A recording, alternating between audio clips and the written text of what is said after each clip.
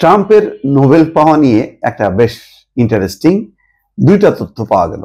ফরাসি প্রেসিডেন্ট এনামুয়েল মাখো বলছেন যে ট্রাম্প যদি নোবেল পাইতে চায় তাহলে গাজা যুদ্ধ বন্ধ করতে হবে। কারণ তারা জানে, মাখো জানে যে এই গাজা যুদ্ধের বন্ধের ক্ষমতা একমাত্র ট্রাম্পেরই আছে, কিন্তু তিনি করছেন না।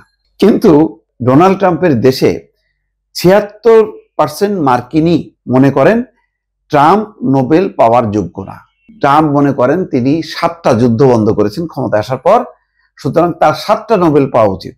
নতুন এক জরিপে দেখা যাচ্ছে যুক্তরাষ্ট্রের প্রতি 4 জনের মধ্যে 3 জনই মনে করেন প্রেসিডেন্ট ডোনাল্ড ট্রাম্প নোবেল শান্তি পুরস্কার পাওয়ার যোগ্য নন।